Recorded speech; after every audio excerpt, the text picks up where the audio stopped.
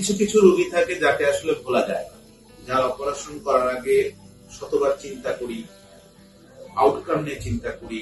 অপারেশনের অনেক সময় রাতে ঘুম হয় না, অপারেশনের আগে রাতে যে রোগীটা তাদের অপারেশন হয়েছে আউটকামটা যে কেমন হবে এটা হয়। কিন্তু আমারও হয়, আমার ধারণা অনেক ডাক্তারেরই হয়। জাহাঙ্গীর হচ্ছে সেই একটা রোগী। আজ থেকে ও প্রায় 6 মাস আগে আমার কাছে এসেছিল। তখন তো বেসিক্যালি ঘটনা ঘটেছিল, তাও 1 বছর আগে অ্যাক্সিডেন্টে ওর পা ভেঙে গিয়েছিল এবং ওর ভিতরে রড দেওয়া ছিল, ও সেগুলোই ওর অপারেশন করেছিল। কিন্তু যেটা প্রবলেম হয়েছিল, হাড় জোড়া লেগে যাচ্ছিল, কিন্তু লিগামেন্ট অনেকগুলো ছেঁড়া ছিল, প্রায় তোমার এসিএল, বিসিএল, এলসিএল সব লিগামেন্ট ছেঁড়া ছিল।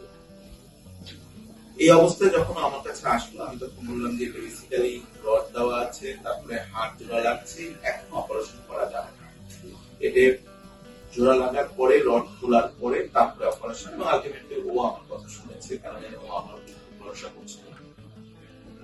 তারপরে ও রড খুললো, রড খোলার পরে আমি হাত পরীক্ষা করে দেখলাম, এমআরআই করলাম, তখন পেলাম হচ্ছে ওর অপারেশনের আগে পরীক্ষা নিরীক্ষা করে এসিএল, বিসিএল, এলসিএল।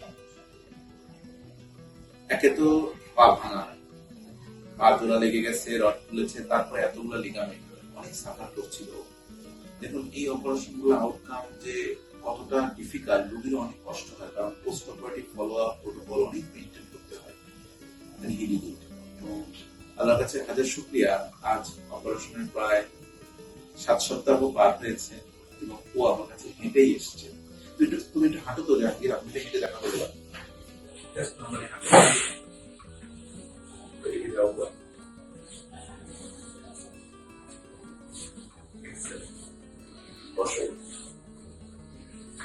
বেসিক্যালি আমি ওর যে এসিএল অপারেশন করেছিলাম, এটাতে আমি বোথ সাইডের অ্যাডজাস্টেবল লুক দিয়েছিলাম। পিসিএল, এলসিএল আমাকে বায়োস্পিডে করতে হয়েছিল, কারণ ওই স্পেসটা পাচ্ছিলাম না। আমি অনেক কথা বললাম, আসলে আমি এখন পেশেন্টের রিভিউ খুব বেশি আর দিই না, কেন জানি আর দেওয়া হয়ে ওঠে না। অনেক রোগীর দেখা হয়, পোস্ট অপারেটিভ ফলো আপ করা হয়, কিন্তু জাহাঙ্গীরেরটা অনেকদিন পর আমি রিভিউ দিচ্ছি কোন পেশেন্টের, এই জন্যই আমি ভিডিওটা করছি। আমি একটু জাহাঙ্গীরের কাছে শুনি ওর ঘটনাটা কি ছিল, এখনো কেমন আছে। একটু এটা দেখো তো, এটা ওর আজকের মানে গতকালকের এক্সরে, জাস্ট আমরা এটা এসিএল, এটা পিসিএল আর এলসিএল এর একটা পার্ট ছিল। ঠিক আছে, আমি একটু জাহাঙ্গীরের কাছে শুনি। জাহাঙ্গীর বাবু, তুমি আমাকে একটু বলো তো বাবা, তুমি কেমন আছো, ঘটনা কি হয়েছিল প্রথম থেকে আমাকে বলো তো। আসসালামু আলাইকুম। গত কুরবানি ঈদের আগে আমি ঈদের ছুটিতে বাড়িতে কুমিল্লা থেকে শেরপুরে, তোমার বাড়ি কাছাকাছি আসার আগে নকলার একটু আগে সিএনজি আর ভ্যান গাড়ি মানে সমস্যা হয়। সেই সময় আমার পায়ে আঘাত লেগে পা ভেঙে যায়। পা ভেঙে যাওয়ার পরে হসপিটাল যাই, শেরপুর প্রাইভেট ক্লিনিক আরবিন হসপিটালে ডাক্তার আমিনুল স্যারের মাধ্যমে ভাঙা পায়ে রড ঢোকানো হয়। রড ঢোকানোর পরে আবার 6 মাস পরে রড খোলা হয়। রড থাকাকালীন আমি আপনার সঙ্গে নারায়ণগঞ্জে আবার পপুলারে দেখা করি।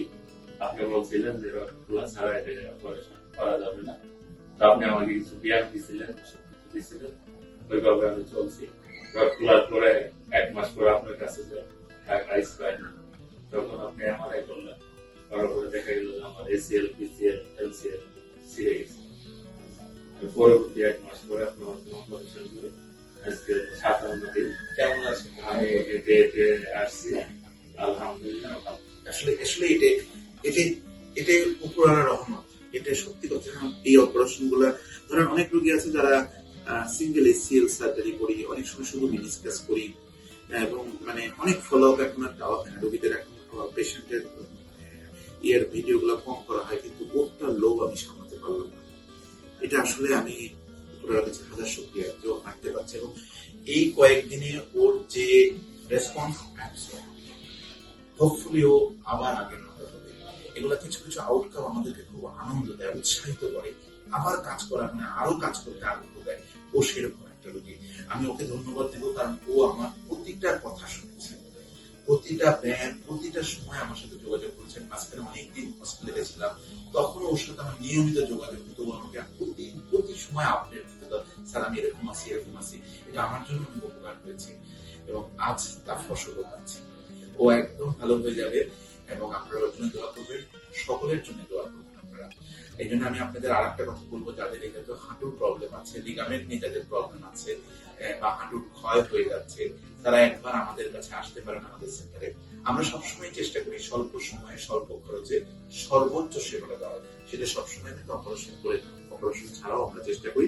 যাদের অপারেশন লাগবে তাদের অপারেশনের কথা বলি, যাদের লাগবে না তাদের ওষুধ এবং থেরাপির মাধ্যমে চেষ্টা করি। সবাই ভালো থাকবেন।